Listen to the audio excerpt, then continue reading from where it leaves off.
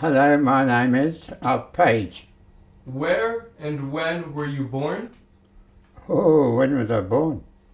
4th of the 8th, 1925, in South Africa, in Messina, I think it was. I think it was Messina, Northern Transvaal, So how old are you right now? 93. Do you feel like you're 93? No, not quite. Sometimes I feel like I'm 103, but right now I'm 93. Physically, what is it like to be 93? Well, I don't find any difference, actually. I feel very happy. You know, I've got no problems. But to do with my age, anyway. What units were you in during your time in the service? Well, when I joined up, I was in the Southern Rhodesian Reconnaissance Regiment. And then I went into the Long Range Desert Group. And what specific units were you in the Long Range Desert Group? Unit, I was in a Z1 patrol, but nothing specific about it, you know. What was your job in Z1 patrol? Like anybody else's, I imagine, to keep my eyes open on the enemy and, if necessary, have a go at them. Can you describe the structure of Z1 patrol? Well, there was 10 of us, of which one was the officer, which was John Lrdg, was a very old veteran of the Long Range Desert Group, and then a sergeant. And then we normally had a Remy bloke from mechanics to look after the transport, you know. What kind of transport were you all given? We were given jeeps. Only when we went into Greece, other countries, we were given boots, and you walked. Where all did you see active combat? What countries did you see active combat during your time overseas? Well, you know, we didn't actually get mixed up in combat, you know. We would attack places, blow up bridges or railway lines and that sort of thing. But actually to be in trenches, it didn't fit our job. That wasn't part of our job. Well, I was in Italy, I was in Greece, I was in Albania, and that's about it. And of course, North Africa, but the war was finished in North Africa when I got there. So it was mainly Italy, Greece, and up the Balkans, you know. Yugoslavia? We never quite got there. We were very next door to it, you know, but we never actually finished up in Yugoslavia. What was the highest rank you achieved by the time you left the service? I had the best rank in the forces, private.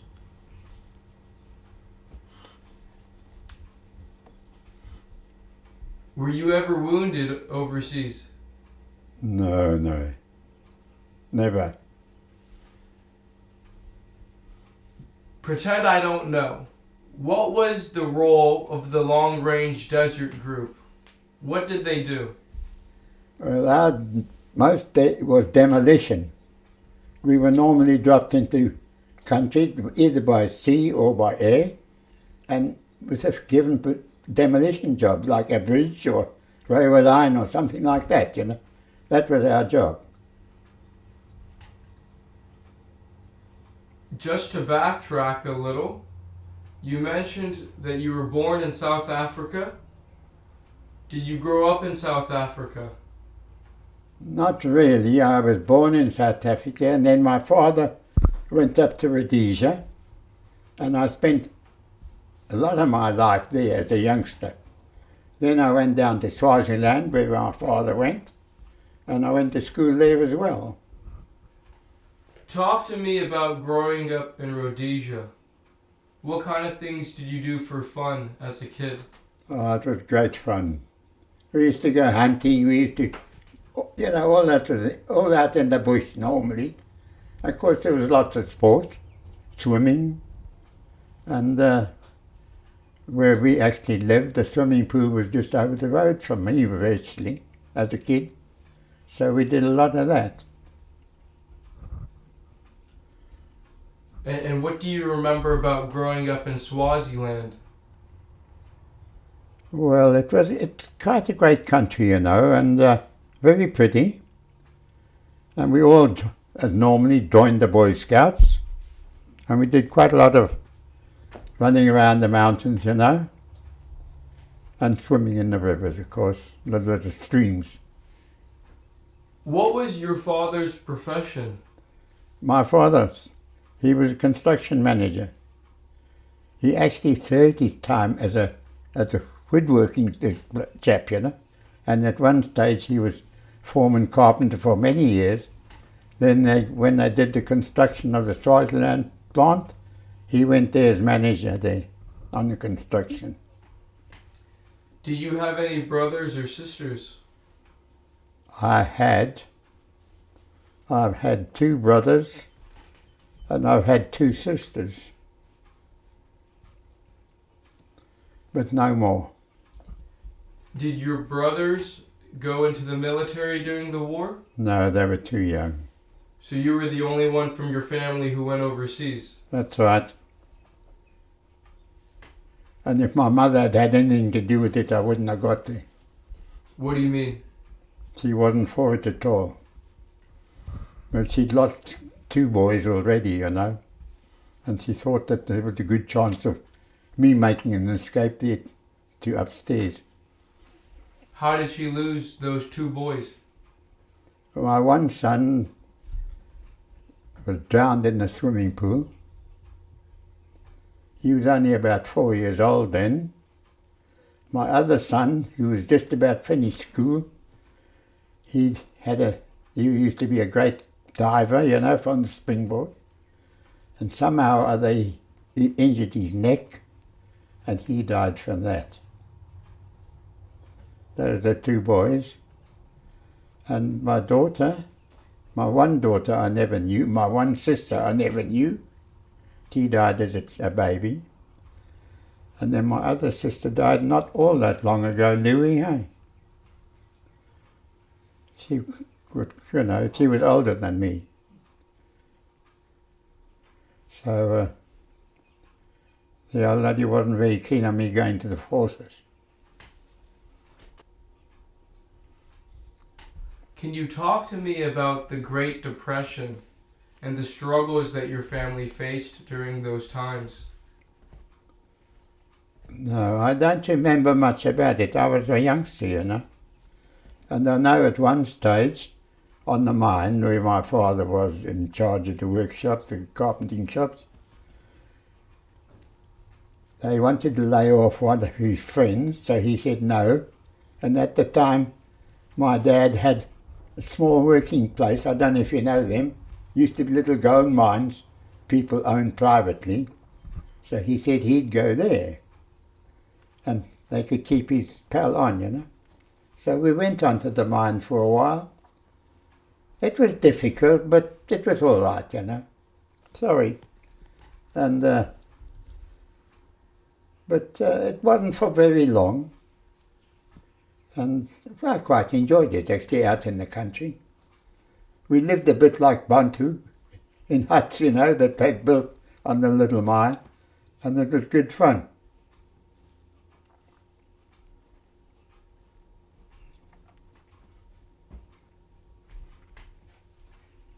How did you first hear about the declaration of war when Great Britain declared war on Germany in 1939? I was on church on a Sunday, if I remember rightly, and it was announced then in church that the war had broken out on a Sunday. And that's how we heard. Of course, great celebrations, Going to fight the war. What was that like for you to hear that, you know, Great Britain and the Commonwealth were now at war? Well, we as kids thought it was great, eh? We were going to be in the army there and be slaughtering people. But it never went like that. You know, as I said in Rhodesia, it was conscription. So, as I say, if they didn't do that, there would have been no men in Rhodesia because they all wanted to go into the army. So people couldn't volunteer for the army? It was only if you were drafted? You could volunteer and they would normally consider you, but you had to register anyway, whether you volunteered for it or whether they just wanted your name to be able to call you up when they wanted to. That's all it was. So take me through, how did you end up in the service? Well, as I say, when I got to the age of 18, I registered, and that was it. When they wanted me, they just sent me a message, report to Park River Training Camp in Umtali, the forces, the government. And off I went. And take me through the training that you first underwent. Oh, it was very basic, you know, and I would say most of it was running around the mountains in Swaziland and Umtali. And I tell you, there's some mountains there. Otherwise, it was normally square bashing and that sort of thing. We had armoured cars, which we learnt to drive, and that was it. Can you talk to me about the segregation of the forces in Rhodesia? How do you mean segregation? I know the RAF were not very popular with us, you know. I don't know why. But otherwise, the forces they're different units. There was no problems. I meant more along the lines of the black soldiers, the black Rhodesians. Did they serve in the same units or were they in separate units? No, they were in separate units, but it was basically on the same procedure as we went through, you know. There was no difference. And they were damn good soldiers. So, how long did your basic training go on for, would you say? Oh, man. I think it was about 5 months. And after basic training, what happens to you? Well, it wasn't long after that when we were put on draft and sent overseas. Yes, and we had this fellow Oliver who came out from the Lrdg, John Oliver, and he asked for volunteers. So we volunteered for that. And next thing we knew, we were on an aeroplane in Bulawayo and flown up to Cairo. Can you tell me about the sales pitch that he made for the Lrdg? The what test? The sales pitch? What did he say to try to convince people to join the Lrdg? Nothing. He did tell you that you had to be a parachuter. You had to do parachute training. If you weren't prepared to do that, you didn't get in. That's all. Otherwise, there was no special training. Can you tell me how many people volunteered to join after he came? Oh, I can't remember how many of us. But it wasn't a lot. Maybe there wasn't very many in the army, actually. I suppose when I went up, there may have been about 12 of us. What attracted you to joining the Lrdg? Amen. We'd have joined anything to get overseas and into the war. Anything. Explain that a little bit more. I mean, why did you want to go to war so bad? I don't know. We were stupid fools, you know, really. And we thought wearing a uniform and fighting the battle we'd be great guys, you know. Little did we know we were just going to be a bunch of clowns, you know. But anyway, it turned out well. And those that volunteered were accepted. We've landed up in Cairo. It wasn't long then, and we were sent to a parachute training school, and where we did our course of jumps. Take me through your training to become a qualified parachuter.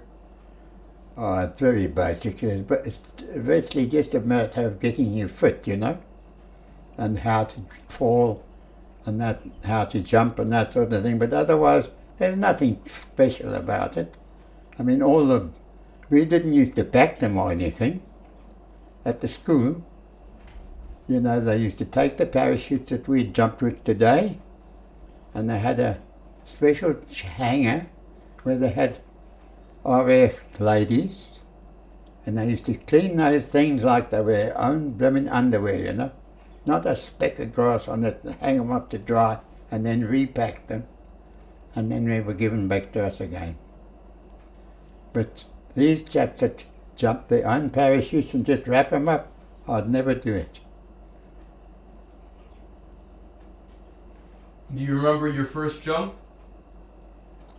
I remember only one thing, and after we'd finished our training, we were taken out to the field to watch the course just before us doing their last jump. By now, you are told nothing can go wrong. And we're sitting there, and a little plane comes over. Out they come, and then one bloke coming down with a big candle behind him. Didn't open. So we said to this instructor, no, he must have done something wrong. Anyway, he did, and halfway down, it opened. He landed perfectly. When he came out, you know, if you don't keep your feet together, you get tangled up in all the rigging, and then the chute won't open. And that's what he did. And I suppose he thought, well, I might as well lie on my backside as on my feet, so he just let his feet go. And the rigging came off, chute opened, and he came down safely. But it wasn't so safe. The Yanks, there was a Yanks bunch doing their call after us. We weren't there though. This old plane takes off, used to take off the runway and then make a bank to where he would drop. As he's banking over to move to the other part, the thing crashes, the aeroplane, and kills all 10 of them inside, Americans. You heard about this, or you guys saw this? We didn't see it. It was a couple of days after we'd done our jumps, because the old airfield, it wasn't a runway at all. They'd put down punch plate, you know, to be able to try and settle the ground. And the old aeroplanes, I think, they dug out a scrap heap. But anyway, it worked for quite a long time until that punch came down, and, as I say, it killed a lot of them in the plane. Can you tell me about some of the experiences that the desert veterans from the Lrdg shared with you all, the new recruits? What kind of advice did they give you based on their experiences in combat before? You know, they never did anything like that, huh?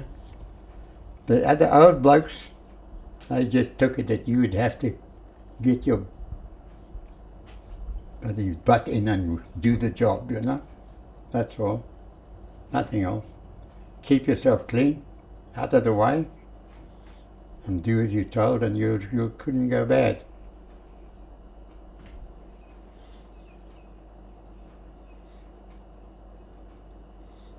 Can you talk to me about your first mission with the Lrdg? Where you went and what happened?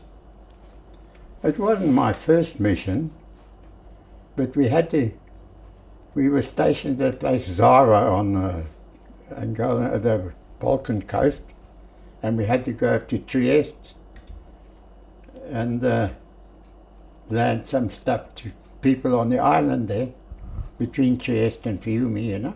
What kind of people? The partisans, and some of ours. And it was at night, and we went up in MTBs. You used to drop off these fold-up canvas boats, you know, and then row the stuff into shore. And we're doing this, and now it's quite full, and I'm sitting at the back on some boxes, and there's two blokes rowing, you see. And somehow I wanted to move back a bit, and I fell off the back of the boat into the sea. Now I've got my battle dress on, I've got hand grenades in my pockets, I've got everything on, and I'm just going down. And you know, have you ever seen big fish that's not there? I could see them coming to eat me, boy. Anyway, I swim up, and I get up again on top of the water, and this bloke shouting, "Man overboard! The damn fools are just over there." In the rowing boat, they come back and pick me up, boy. Amen. And was it cold? Now I'm soaking wet, eh? We get to the shore, we unload the stuff. They go back with the boat, and some of us had to stay there and wait for these partisans to come and pick up the stuff, you know. Amen. It wasn't pleasant, I tell you. Next morning I could hardly speak. I had such a cold, eh? Before we go further, can you tell me about your first operation? It was the operation in Albania. You went there by boat, and you were there about 2 weeks. Well, we did have to walk quite a long way. And now the thing was that the people we walked with was a load of partisan women who were carrying great big packs up to their friend further up, and we walked with them, eh? And we walked, and then they'd walk about 10, 15 minutes and sit down, and, you know, off we go again. But I mustn't repeat this, but you mustn't walk at the back of the queue. Oh, terrible. But anyway, we went and... What's the reason you can't walk at the back of the line? Don't want to repeat it. But anyway, we go all night, and the next morning we pull in a cave which they normally used to visit, apparently, and we have grub.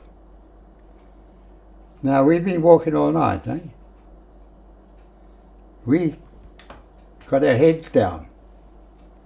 Man, in 5 minutes' time, there's such a racket going on. I thought, what's that? These people are all dancing outside, having a great time. And they walked all night, eh?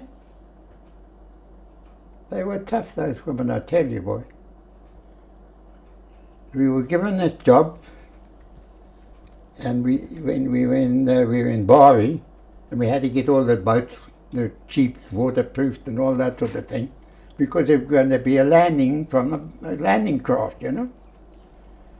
So, middle of the night, we're off. And we get there now, you know, ride right up to the beach, and they drop the front, and we ride out, and there's half the city there, well, city, a town, waiting to welcome us. Now, this is a private invasion, eh? Everybody knew. They threw everything at us. Thank God there wasn't no bottles of wine. They gave those in our hand, you know. And then we had to go and attack an airfield for the RAF to use. We got there, the Germans had left.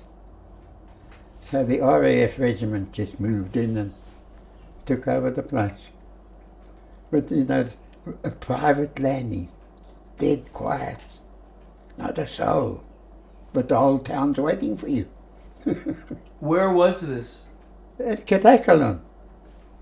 And what do you remember? What did the airfield look like when you got there? There was virtually nothing there. There was one or two old planes that they'd just set fire to, and they'd left.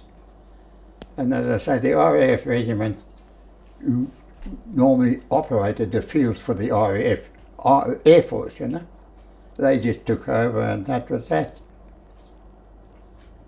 Who was? Van Rensburg. And we went into Greece, and at that time our biggest job was disarming partisans, because they were against the government, you see. They didn't want royalty, they wanted communism. And one night, so Van hadn't been with us very long, a nice chap, and they had to go and disarm a lot of partisans.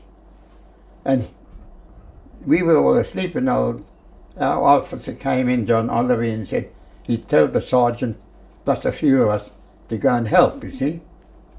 Now when they were unloading these things, a Van grabbed the rifle by the front, you know, and pulled it, and the damn thing went off. Eh? Shot him right through his heart. Dead. Eh? But the funny thing is now, Van used to normally wear a Bible in his pocket and a little tin box of 20 cigarettes. And he'd left those under his pillow, you know. Otherwise he wouldn't have, that would have saved him. But nobody shot him. He shot himself, really. But he was a very nice chap. Were you one of the men with him, disarming the guards? We were all there, the whole patrol.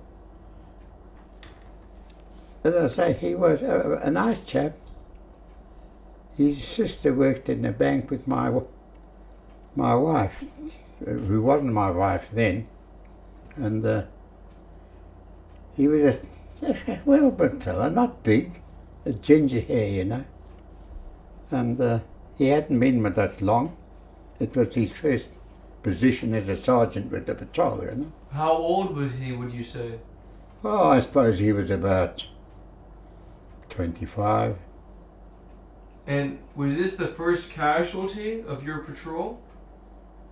Yes, he was, actually, he was. And a big problem was that the next day Oliver comes along with a pick and a shovel, and he got me and old Eddie. What do you want? Dig a hole to bury him. Yeah, I couldn't, boy. No way are we burying him here on this house, outside in the yard. Eventually he got the town council to agree they would bury him in their cemetery. So that's where he is, in Patras. Is he still there? Yep, buried there.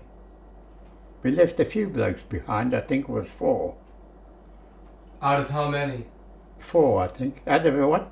Out of how many in the group? Oh, well, I suppose it was mainly 10, but all we got a replacement, you know. When we were in Patras, we wanted to go further on up to Athens, you know, and the Corinth Canal was there. We got there, no bridge. So we couldn't cross at the time, but while going towards the canal, the one jeep rode over a mine, back wheel. So we all dash up there to see the driver, and he said, "No, I'm fine, man. Just look after these RAF regiment blokes behind me. They might be hurt." And he was just sitting in the jeep. Eh? He got out and he went and he sat on the side of the road. And we checked the blokes in the jeep. There were a few minor injuries, you know. And we went to get him, he was dead. You know, he must have had a heart attack, but he'd been in Lrdg a long time. And he died there on the side of the road. Not a mark on him. What was his name? Oh, I can't remember his name. He was an Englishman. He wasn't a Rhodesian. Tighe? Who? Tighe. Might be. I might be. I'm not too sure. That's all. can you talk to me about the coordination that Z1 Patrol would have with the RAF fighter planes? You know how you guys would see targets and then you would call to the RAF and they would come and strafe the targets? Yes. Can you talk to me about how that would work and maybe some specific times that you remember that happening? Well, we had the job of watching a coal mining place in the Arthur Channel. You had Trieste this side of, and you had Fiume this side, around the point of Istria. And the boats used to come from Trieste, little coal thing, not very big, and they'd go up the channel and park in the bay there, and they would be loaded with coal. Now we would be sitting on the other side of the channel, watching the lot. And then we'd contact our patrol, our main patrol, which were back in the base. They'd tell the RAF regiment, the RAF, and the RAF used to send over a little spotter plane. They were very crafty, so they didn't drop us, you know. And then a little while later, they'd send over rocket-flying typhoons. And these things used to come in, and they knew exactly where the boats were because we'd told them. And they'd go in there and blast them. The rocket was a very thing, boy, I tell you. When it used to hit these little ships, they just disintegrated. Eh? And then they started having a bit of trouble from the Jerry Ack, which was on the other side of the channel from us. So they asked us if we could tell them what sort of guns the Jerrys had. That's where old Tobruk Lowenthal, who now was a Jew boy, when he was in civilian clothes, he looked just like a partisan. Colour, everything. Tobruk went over the channel, further up, and he walked in amongst the guns. And he could nearly tell them which gun and where they were made, you know. And they sent it back to the RAF. RAF came over and blasted them, huh? But the channel, you know, there was quite a few loading bays in this channel. Not big, like harbours, you know. And then each one had a name, a black name, which we'd given them, you know. And then the RAF, you'd tell them such and such a channel, and they'd leave with a cafe name, and you know, and they'd come over and they knew just where to go and blast it. And the things used to just disintegrate. Do you remember seeing any of the German convoys getting hit by the RAF? I saw these at the channel there, getting coal. That's all I saw. But those are boats. Bigger one? Those are boats that you're talking about, right? Yes. But when you guys were on land, do you remember seeing any of the German trucks getting hit? Yes, we did. We did a shipping watch, at least a road watch, also between Trieste and Fiume.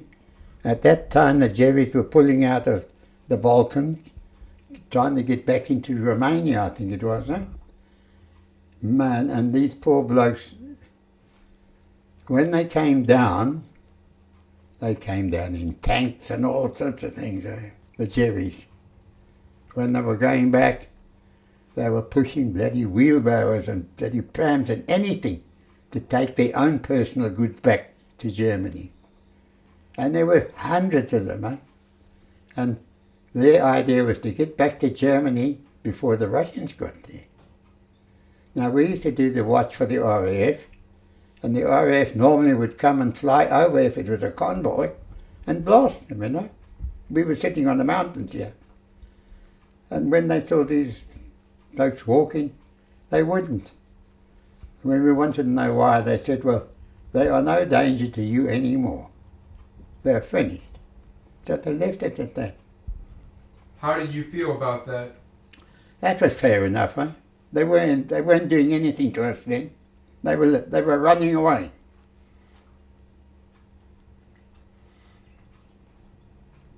And by the hundred, not not one or two.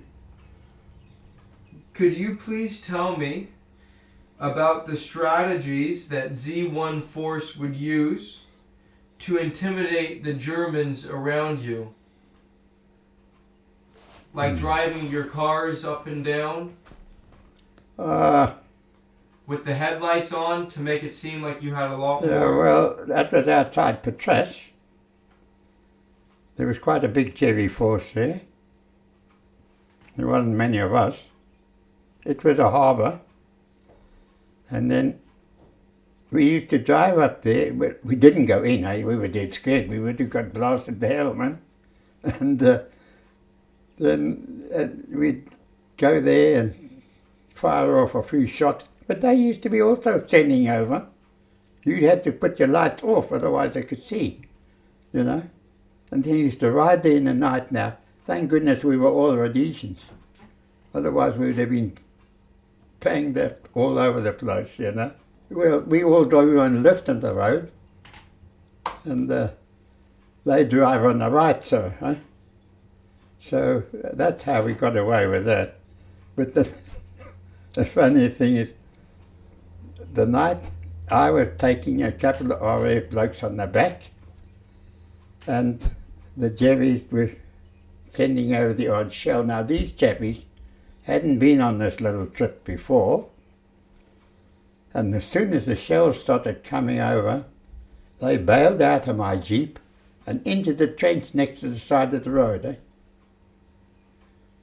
They weren't getting hit by those things. So I had to stop, of course. There had nobody on the Jeep then. So when the shelling stops, they come back out. And oh, pooh. Everybody had been using those trenches as toilets. And these techs had dumped into it. Now they wanted to get in my Jeep. I said, no way, boy. You get clean first. But oh, what a stink, I tell you, man. So what happened to them? They had to get washed off. They got themselves clean, boy. The smell was still there, but the rest of it was gone, you know.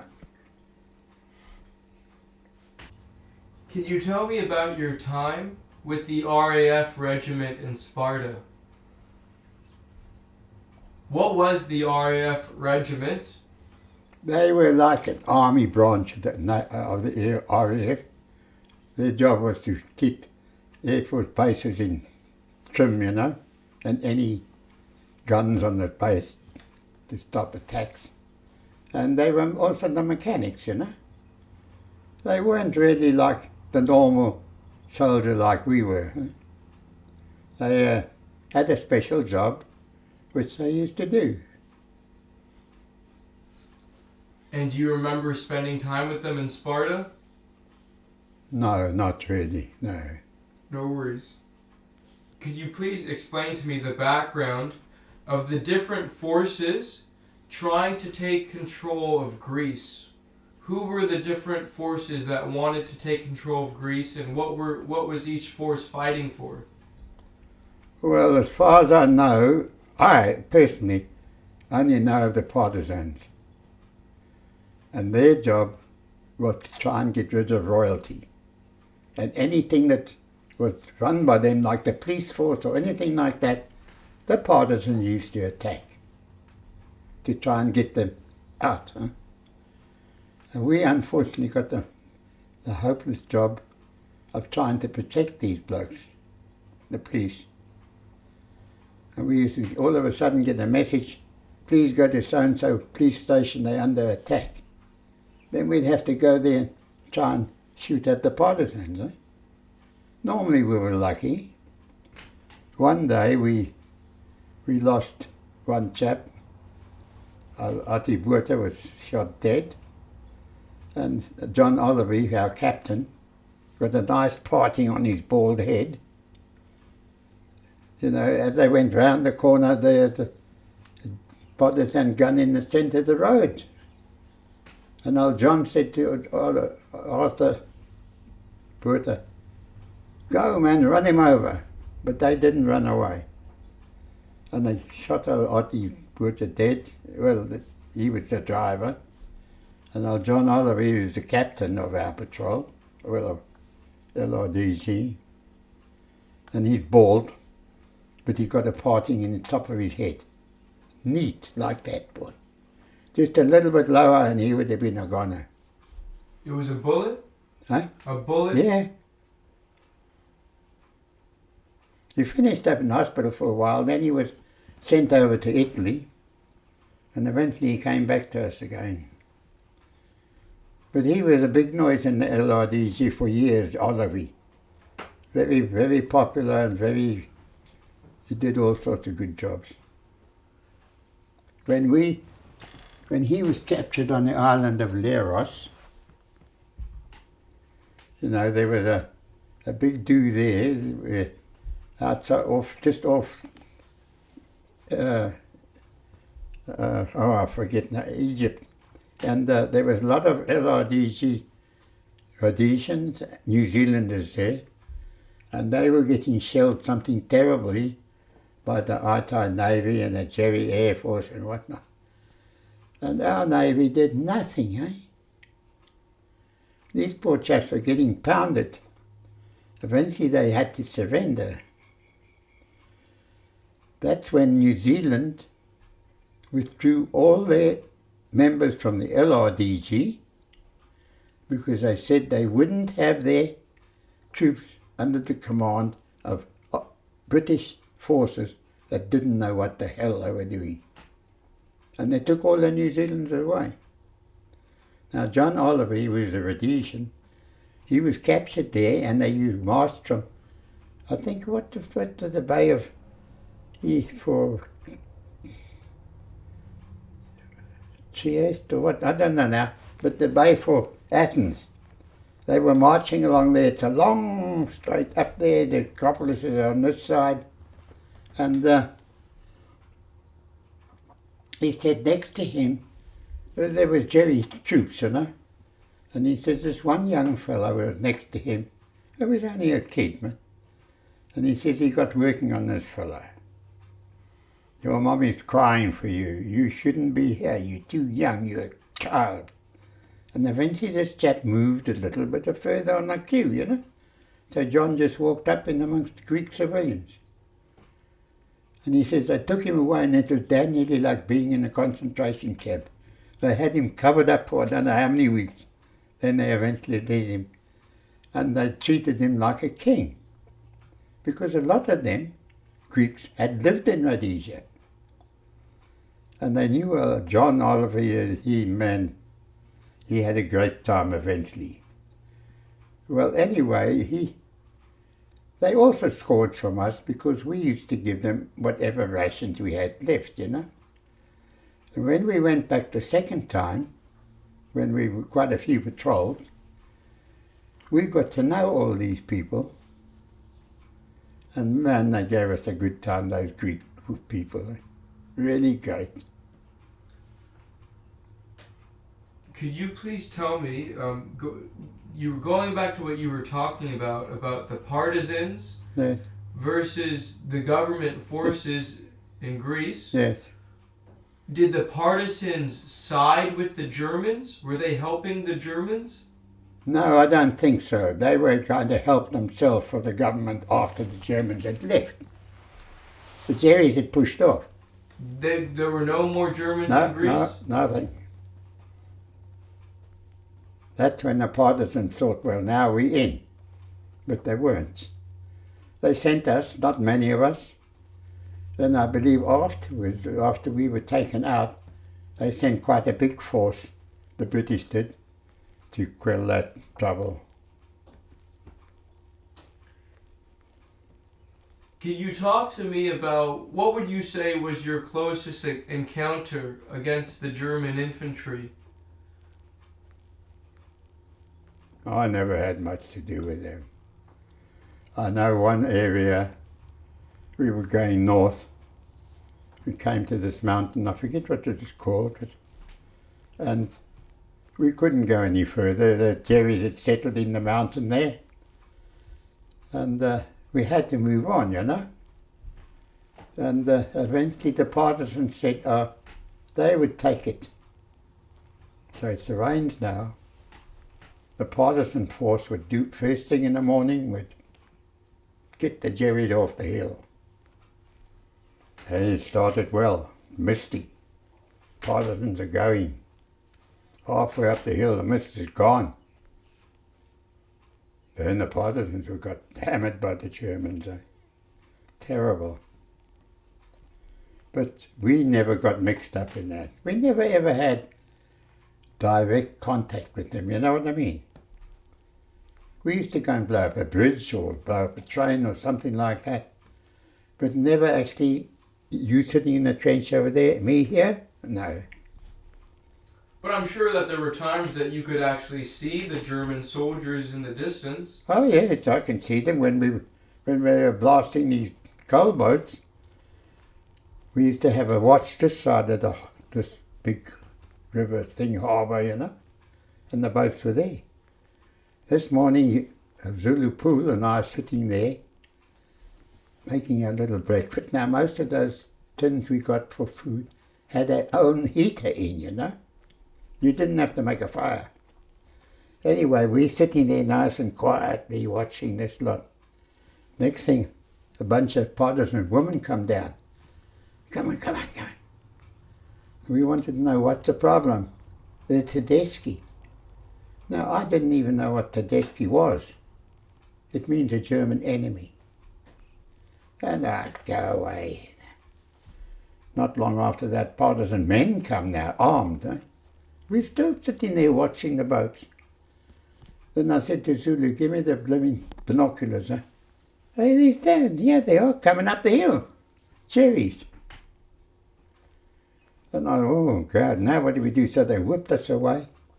And I spent the day under a cowshed. Under the floor, you know how they put stones and whatnot for the cows in the crawl. They'd hollowed out. And there we sat for the day. Not only us, plus a couple of the young civilians. And then the Jerry couldn't find anybody, so that night we came out again. Did you actually hear the Germans looking around? They were on top of the roof, man. What was that like when you're in a concealed position and you're so close to the enemy? You do get a feeling like this, you know.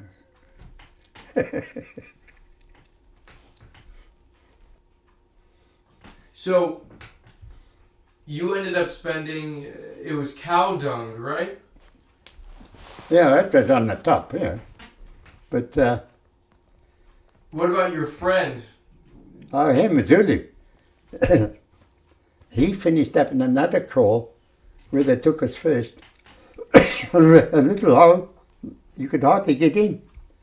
And I got halfway in, and there's a woman sitting there, and a bloke, and I said, bugger this, I'm not getting in there. Zulu got in, and they took me to this other one. So I said to him, Zulu, how did you blokes manage for a toilet? Hey, he said, no problem. So I said, why? He said, the woman. Oh, he says, they just passed her bucket and she had a wee there in front of me. I said, no, that would never have done for me. So, can you tell me, the ELAS, those were the partisans, or was that the government force? ELAS. They're Greek. They were Greek. Greek partisans, I think. You had EAM, and you had ELAS. Yeah, they were all partisan groups, I think.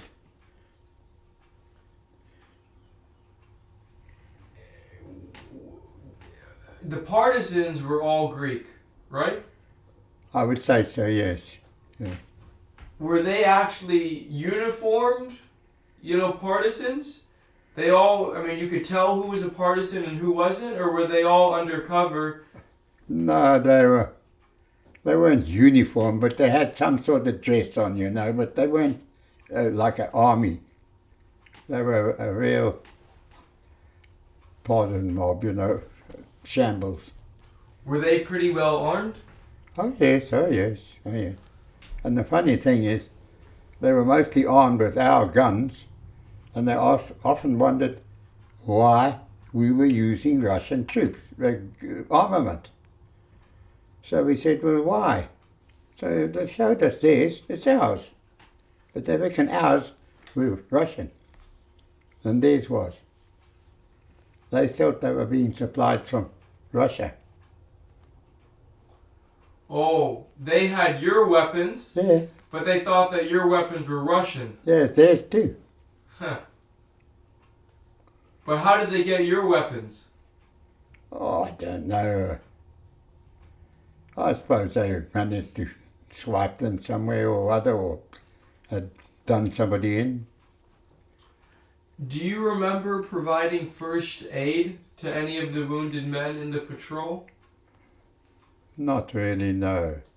I knew that bloke had the blast on his jeep, but then he was already dead when we got him. And the blokes in the back weren't badly injured.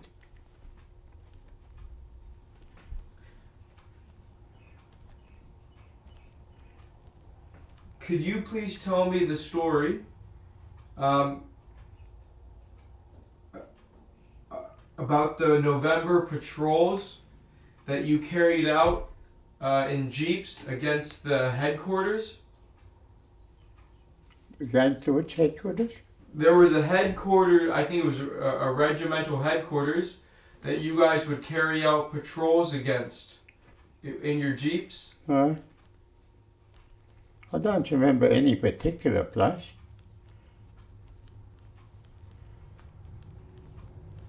No, I can't tell you. No worries. Yeah.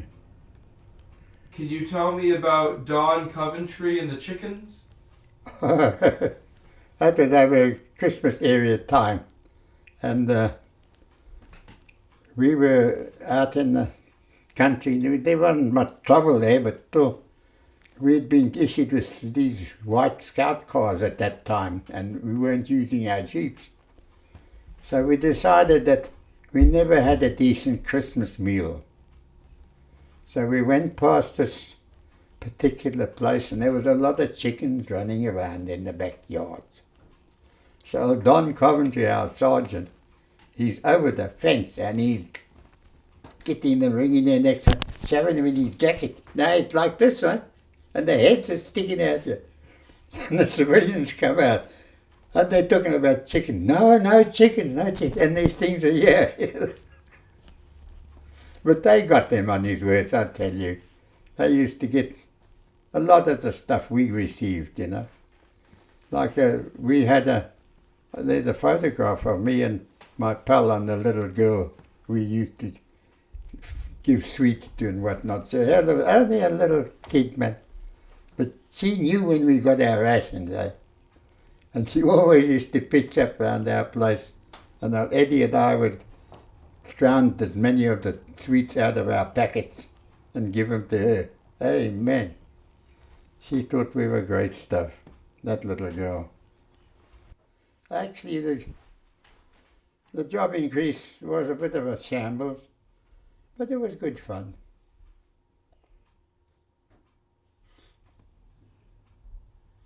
I know, the civilians were not supposed to be allowed to ride on military transport unless they had a permit. So Don Coventry and I are going out one afternoon late and going in Athens. We went down to Ammonia Square. I don't know if you know Athens, but they call it Ammonia Square, but it's a circle. And we get there, and there's a young lady thumbing a lift. So Don stops the jeep and he says to me, go and see. So I said, she got a pass. And she shows me. So I thought, oh, well. So we give her a lift. She takes us to her parents' house, a flat. I still remember the number. It was 33B Iacovida Street. And she says, well, will I come up and meet her mom and dad? So we go up there, very nice old people, and they offer us a drink. Man, and the glass was only about this big, and I thought, that's not a drink, it's only going to fill your teeth. But I tell you, boy, after you drank that cognac, you knew you'd had a drink. It was terrible stuff, boy. But she was a very nice girl. And, besides, we used to visit them fairly often, Don and I. And, as I say, I remember their address. So her name was Stella. I was in Corinth, and old John Oliver loaded my Jeep up with a couple of drums of petrol and food and whatnot. And he says to me, off to Sparta. He says they've had a problem there, and I had a .5 Browning on my Jeep, and it was the biggest gun. They never had one. So he sent me down there. And man, I get there. They said they'd leave somebody outside to let me know. I get to the town, and outside there, and going in its first street, there's a sergeant standing there, RAF. So while he stops me. While I'm sitting there, they're carting dead bodies away on top of old bits of plank. There's creeks. And I said to him, good God, what happened here? Well, he says there was a bit of trouble. So the RAF climbed into the Greeks, and they had one to go at one another. But the Greeks lost out, and man, they shot I don't know how many. And here I'm riding in by myself. Anyway, we got away from there, and we got down right to the bottom of the Rhodesians. I forget what place it was now. But there the army had unloaded a lot of Jerry troops, They'd captured them and chucked them out. And when they went in, they found stacks of honey and white bread and butter, eh? And I met the old parson there, and he tagged on to me, and he got fixed up with bread and butter and honey and all sorts, and a couple of shotguns. I said to him, what do you want those for? He says, well, look, I haven't got transport. He says, but I love shooting ducks. And just outside the town there's a nice big lake. And he says, you have a truck, I'm going to take you in tow, and you're going to take me shooting. And that's what he did. I had a good time there. And then when I was asked to come back, he said to me, well, there's a young lady here. Now, this was right down the bottom of the Peloponnese, who wanted to go to Lrdg, which other side the Corinth Canal. Would I give her a lift? So I gave her a lift up there. By then, thank goodness, they had given you a transport over the canal. And I dropped her there in Lrdg. Man. And she had about 6 sisters. I thought, damn it, if I stay here, I'll be in trouble. I better push off.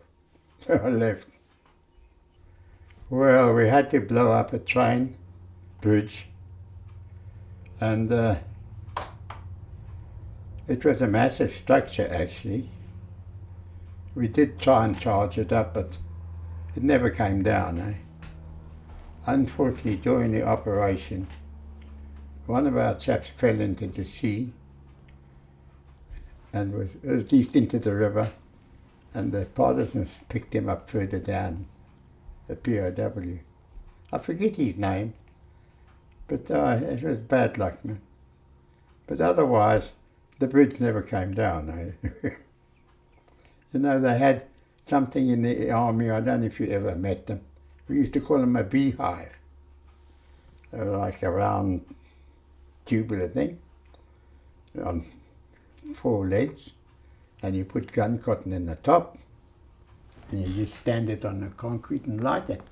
And it used to blast a hole into concrete fairly well, almost like it had been drilled. Right? And then you put your charge in. but they were good. We were trying to blow the bridge up. We had hoped to blow it when the train came, but it wasn't coming, so we thought we'd try before. But it didn't blow down anyway, so we would have done no damage to the train. So the bridge did not blow up? No. Why not?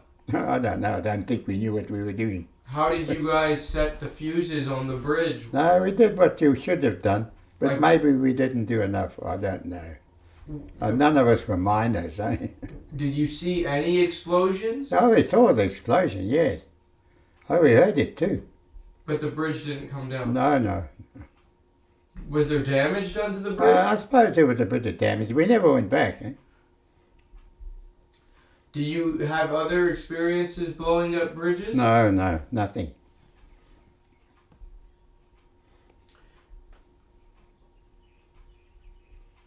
Can you talk to me about some of your experiences under German artillery fire? Well, we were never really subjected to that, you know. I don't remember being under it at all. The only thing I do remember was the SBS, when we were in the Channel, they used to go to the islands, well, so did we, and attack anything there or damage anything we could. They came on a German fort and they hammered it, and they had the Navy also hammering it. But unfortunately, when the Jerries surrendered and they came out, these SBS blokes shot every one of them, the Germans. So it didn't help much, because a message came out from Hitler to say that no prisoners from the Allied forces must be taken. They must all be done in. Thanks to the SBS. The partisans had a bloke, and they told us that they brought him to us. So we arranged for an MTB to pick him up, a motor torpedo boat, because they were stationed down at Zara, you know. They had a ship there, an old cruiser or something, and a flotilla of MTBs, the British. But who was the person that they had? Right? Who was the person? Oh, I don't know his name, a German bloke. No, I don't know his name, the pilot. But we eventually got organised that they would come and pick him up at a certain time, you know. So that was fine. But we also told them, if you do any shooting out there, make sure it's not near where we are on the coast. Anyway, they come to pick this bloke up, and sure enough, he comes ashore, and they come ashore and they take him away, and a jerry boat comes along, and they decide to torpedo this thing, which they did, thank goodness. But anyway, so now the jerry troops that were on the boat come ashore, and we're sitting there. That's where our camp was. Hey man, I tell you what, you've never seen blokes travel through the bush so quickly, eh? But they didn't get any of us. But it was good fun. You know, the poor old partisan there, even the old fisherman, if he heard an aeroplane, straight to shore, boy. And you say, why? He says, well, the RAF don't care whether it's a fisherman, whether what it is, they shoot it up.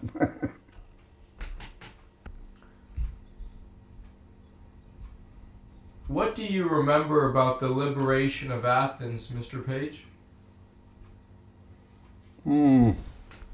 I think we were about the first forces into Athens, and had a big welcome.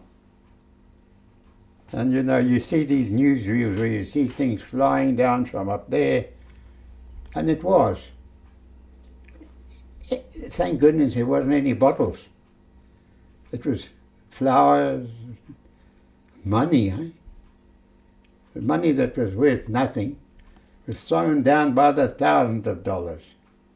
And the people were very good.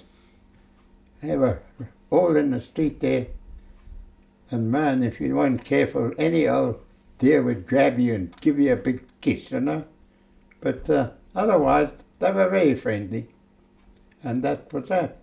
We finished up in what used to be a Ford garage where we based for a while, which wasn't far from the palace. And otherwise, we had a good time. What was Zara?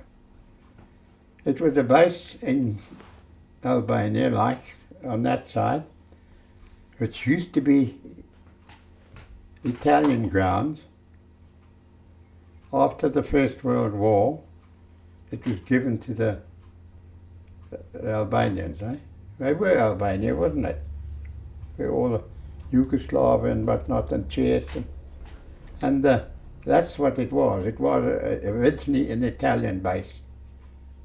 Originally their base, and then the Italians got it. And the funny thing is, about 2 weeks after they were surrendered, the RAF bombed it to pieces. Really made a mess. And the other thing I remember was, we used to go climbing around and whatnot, and we found an old building, must have been about 10 floors up, and about the 8th floor there was a bloody piano. Hey, in first-class looking condition. So we decided, man, this can't stay here. So we managed to get some blokes in the unit who knew a bit about rigging, because the lifts weren't working, and they managed to get this piano down and into the base, our base in Zara. Man, and it gave us lots of pleasure. We had a bloke that used to be able to play a piano. And when we went back to Italy, the piano went with us. When we went back to Rhodesia, our commanding officer said, that piano must be left here. It left there all right, but it finished up in Rhodesia. And when they had their reunion in Rhodesia, the CO was there, and lo and behold, in the hall, what's it? The piano that we'd taken off Zara. So he said, I wondered where the hell that went to. And it was there in Rhodesia. Do you remember the types of missions that you went on in Zara?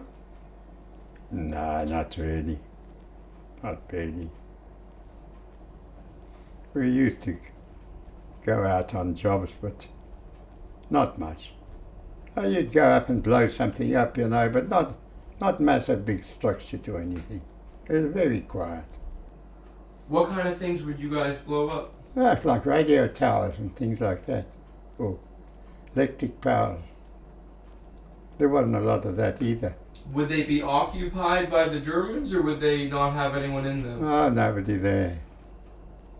Can you tell me more about some of the buildings that you guys blew up? How did you go about setting the fuses, and what do you remember about I didn't have much to do with it. Didn't have much to do with it. Do you remember that radio tower, though? Oh, we had a few. But they weren't big things, They weren't big things. Just a little bit to be able to cause a bit of upset,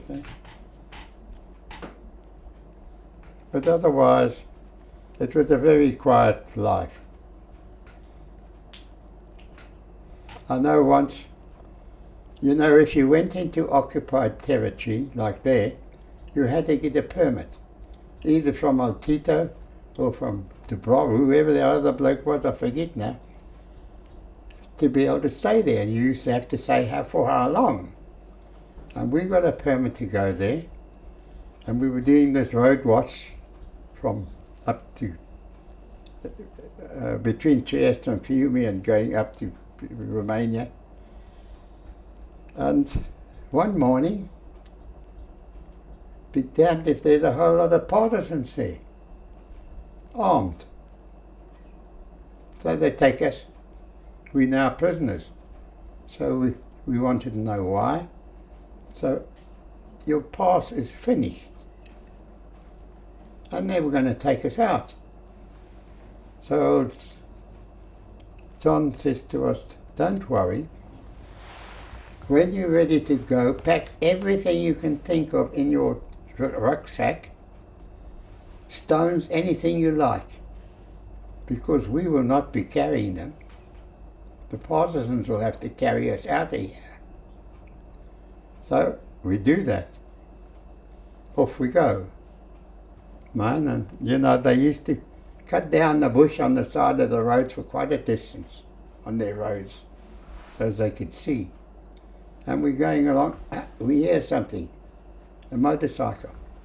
Hell, man, and if you ever tried hiding behind a bush this big? And we tried that.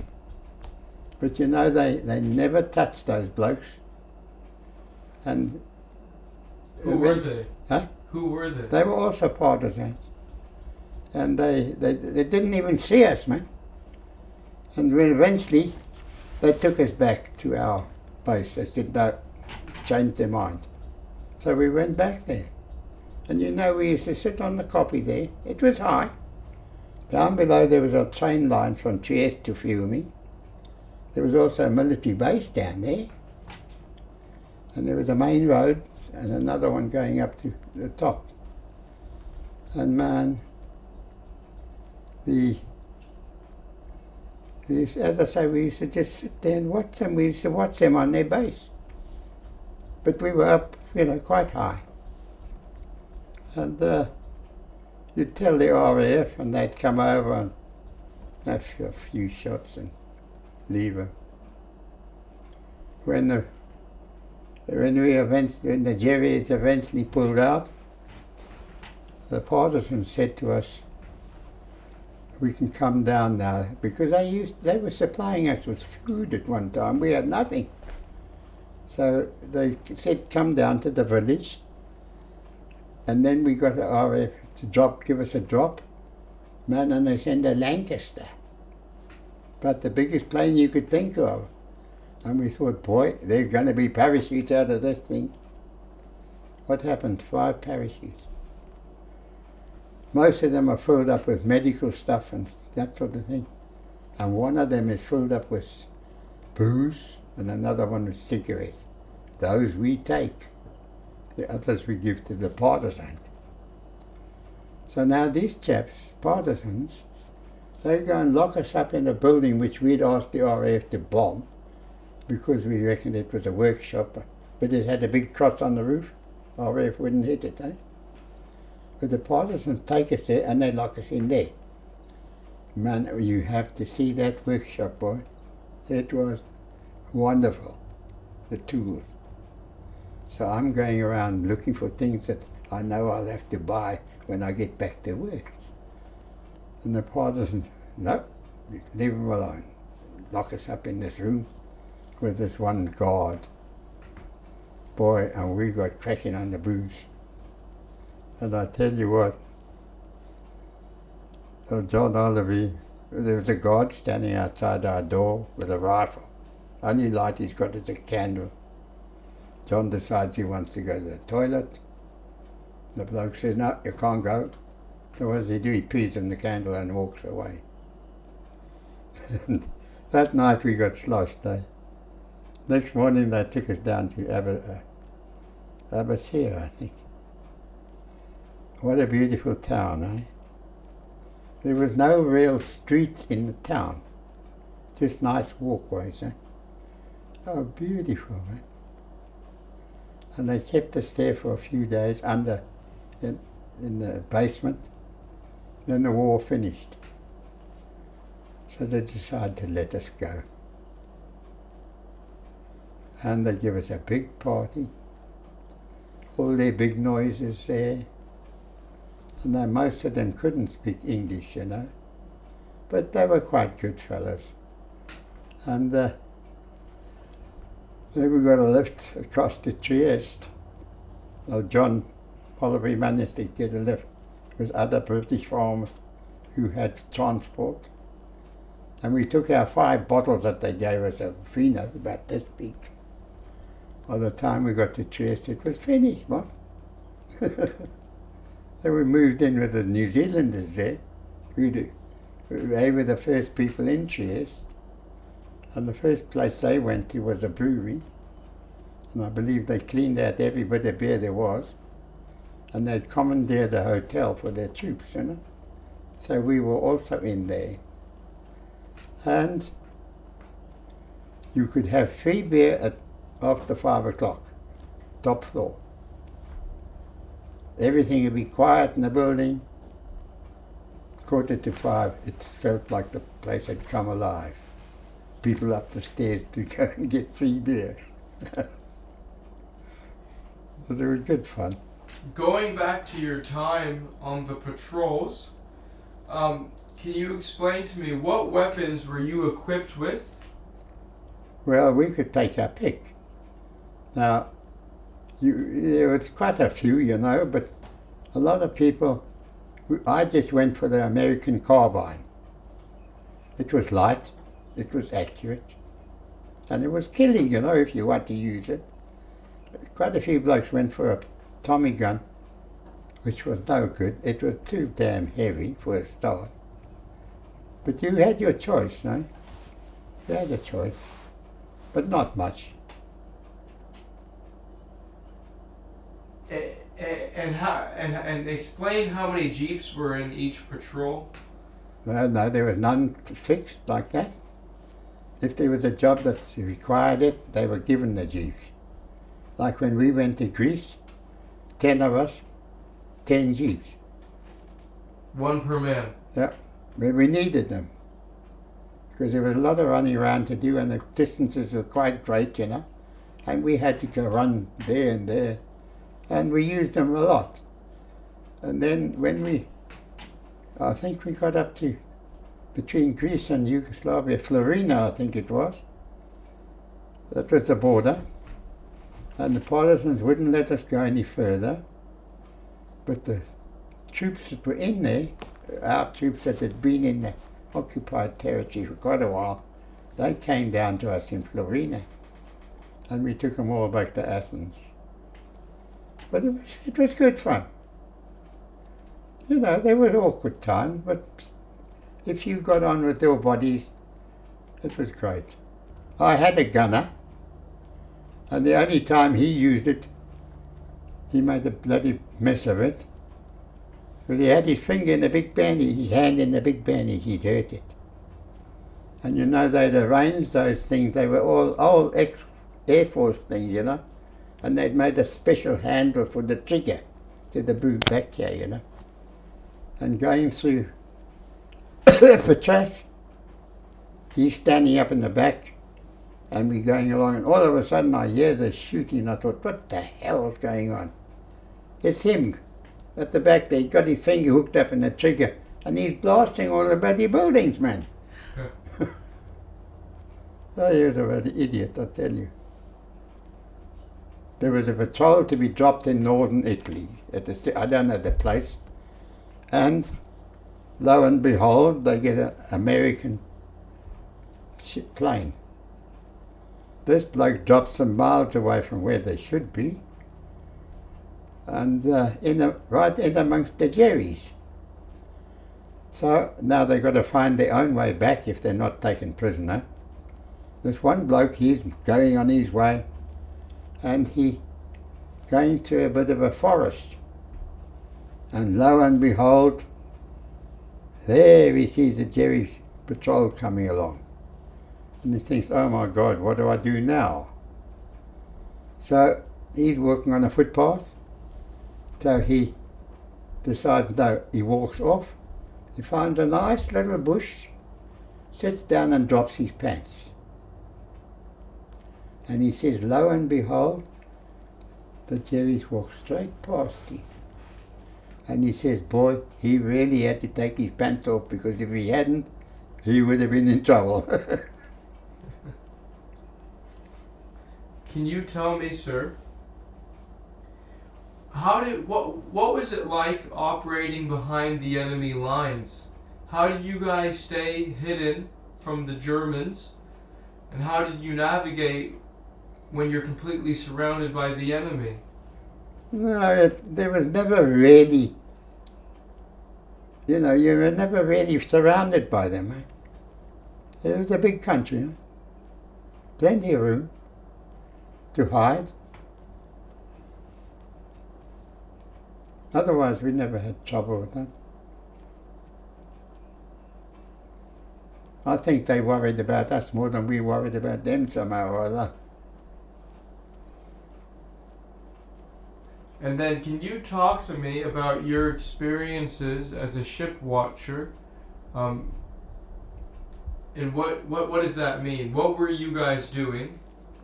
Now, look, all we were doing, if we weren't at that channel where they did the coal, we'd be sitting on the coast and watching for, you'd have another bloke further down, and he'd say, oh, there's such and such coming. Then you'd let the RAF know, and they would watch it, and when it got opposite us, they would normally let it go by a while and then torpedo it or bomb it. What's it? What would they be bombing? The plane, the thing that was on the water. Which was what? Oh, it could be anything. Even the fishermen were frightened to go out with their living canoes.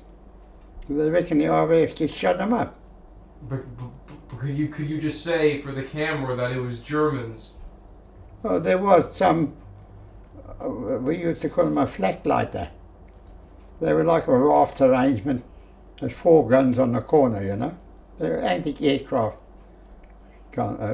ships, But whose ships were they? Jerry, German ship. And how many of the ships would usually be traveling together? Oh, not many. Maybe 1 or 2, that's all. Not a lot. They didn't go in big fleets. They never had them, I don't think. And what was the typical type of ship that would be moving about in your area? Not much. They weren't big things. Almost fishing boats, but fair size. And what would you be doing? What would I be doing? Well, I'd either be on the watch there with the radio, or I'd just be sitting there with the other blokes, having a dop. And so if you're on the radio, what are you radioing? Well, you radio the outdoor base. We always had a base way back from where we were operating, and we used to talk to one another in native language, What do you mean in native language? Zulu or whatever you wanted to. Well, you didn't have a code. We didn't have to have a code or anything. And most of those blokes never understood it anyway. Can you tell me specifically about some of the times you remember seeing the planes, the RAF planes coming over to attack the German ships that you had spotted? No, I can't tell you any. I've never seen one that I reported. I've just seen those that are getting coal. Say that again? Only those that went into the harbours there to get coal. That we know. I know, I've seen. I've seen the typhoons come and rocket them. Oh, they blow them to pieces, man. They weren't big boats, but they used to carry quite a bit of coal. And the RAF used to send over typhoons with rockets on. And they knew exactly where they were because we told them. And they just come over and let go the rockets. And it was a mess, huh? Afterwards you had to feel sorry, because I don't know how many people were there, but whatever was there, when the rocket hit, they were dead. There were never any survivors? Oh, not off those ships, no. But I'll tell you what, as soon as they heard an aeroplane, they were gone too. Where would they go? I don't know, they must have had hideouts somewhere, Must have had some sort of idea. Did you actually see Germans jumping off the ship? No, I didn't see them, no. Do you remember taking any Germans prisoner? No, I never took any. Can you describe to me what was it like actually fighting? A lot of you guys were fighting the partisans Yes. who weren't German. No, they were all sorts. They were communists mostly. Most of them were communists. Whether they were Germans or English or what, they were communists. A lot of people, I don't know, I guess they felt, it was a just war because you were fighting, evil regimes like the Germans or the Japanese. But did it bother you guys fighting the partisans, or did you feel like they were on the same level as the Germans? Yeah, they were. They were actually anti-government, huh? And our job was to keep civilization and government in order. Now, in Athens, we had a bullet on the main road from Athens to Piraeus. It used to be what do you call it?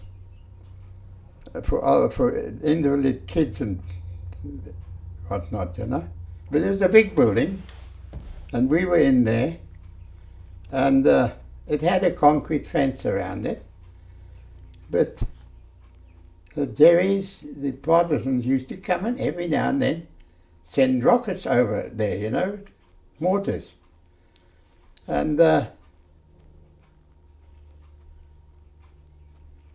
one day, I remember we were in the backyard when transport pulls in there, partisans. They wanted to know if we had a doctor. So we said no. They didn't know where he was, but there was one way out from us. So we said, what's the matter? So they had this bloke sitting on the jeep there, and he said to him, open your jacket. He opened his jacket, and man, his whole guts was open here. It could have been falling out if it wasn't for that jacket. So they quickly put it back on again. Now he's sitting there, like there was nothing the matter with him. Eh? And off they go with him to the hospital. Then they used to get them attacking every now and then, just a few shots and a few mortars. But it wasn't bad. Where we were, we had a beautiful view of the Acropolis and whatnot, But it was one thing that gave us the bloody fright, that you had to go to the toilet, you had to be careful, because that toilet up there, the pipe was off. And if you happened to sit in the one below and somebody was up top there, you could get trapped on.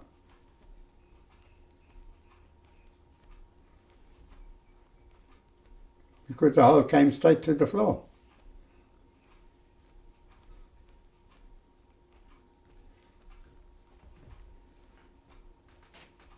Do you know if that man survived? Beg your pardon? Do you know if he survived?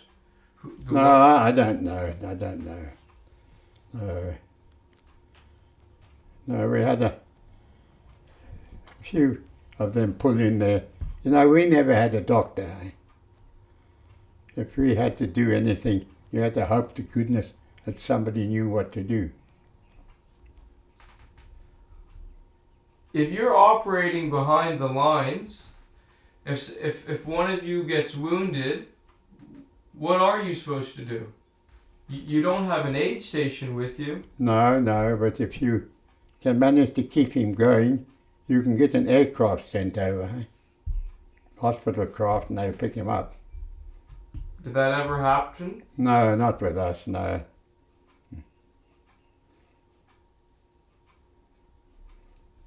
What life advice do you want to give to future generations? All I want to do is make sure there's peace and quiet, and that have a sufficient work to keep them busy and be able to live. That's all. I'm not wanting them to win this Irish sweep or something every day. as long as they can have a nice peaceful setting with no trouble to be able to do their job. That's all. That's all I want.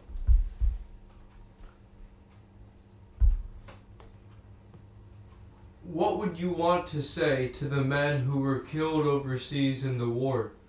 What would you want them to know? Those that were killed, well, I in a way, I think they wasted their time, but actually they did a good job. And unfortunately, their relatives suffered from it, but the rest of the world gained. What do you mean when you say you think that they wasted their time? Well, you go out there and you get shot, your personal family virtually get nothing, eh? Except a note to say that you've been killed in action. That's not pleasant, you know.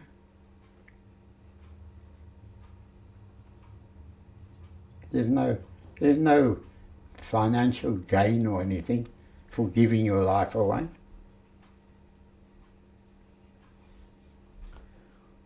What kind of person do you want to be remembered as, Mr. Page? Well, I hope to be remembered as an old buddy without any problems. That's all. I don't want to cause problems to anybody else, and I don't want them to cause them to me. When your friends and your family, when they think of you... Oh, no, they're great, my family and friends. It's great. I have no problem there. Even my grandchildren know me. But I'm saying, when they think of you, what kind of person do you want them to think of you as? As an old crocodile bugger.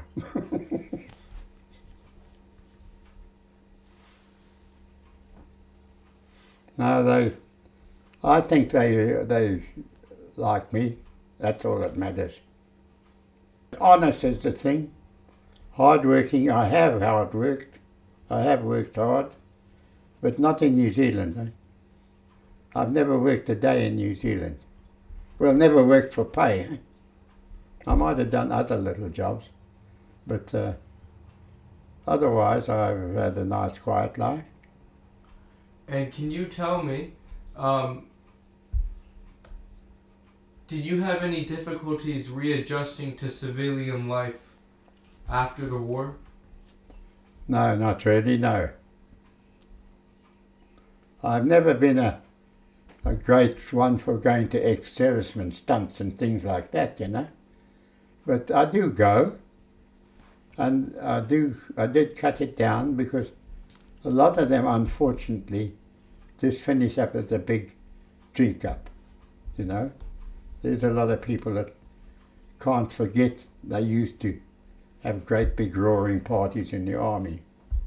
Well, you can't do that in civilian life. Not anymore.